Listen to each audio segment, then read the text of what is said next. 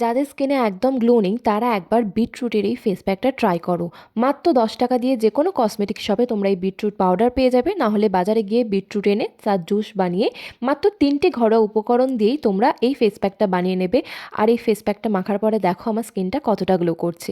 আমি এখানে Alps গুডনেসের beetroot powder use করছি, তোমরা চাইলে যে কোনো কোম্পানির বিটরুট পাউডার ইউজ করতে পারো, না হলে বিটরুট জুসও ইউজ করতে পারবে। এরপরে আমি এর মধ্যে দিয়ে দেবো হচ্ছে 1 চামচ অ্যালোভেরা জেল আর পরিমাণ মতো গোলাপ জল। তোমরা চাইলে এখানে কিন্তু বিটরুট জুস ইউজ করতে পারো।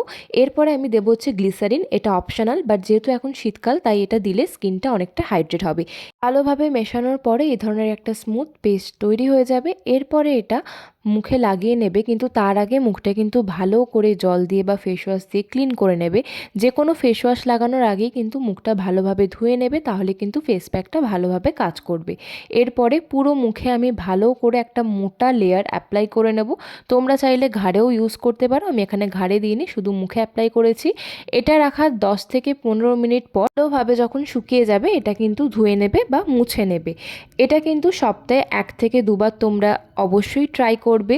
বিটরুট কিন্তু আমাদের স্কিনে যে সমস্ত পিগমেন্টেশন রয়েছে, ডার্ক স্পট রয়েছে, সেগুলো কিন্তু রিডিউস করতে হেল্প করে।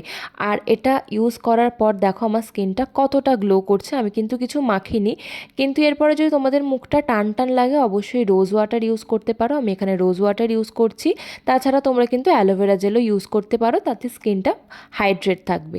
তো তোমরা জানিও আজকের ভিডিওটা তোমাদের কেমন লাগলো। যদি ভালো লেগে থাকে অবশ্যই লাইক করে দিও, কমেন্ট করো এবং অবশ্যই শেয়ার করে দিও এবং অবশ্যই পেজটাকে ফলো রেখো।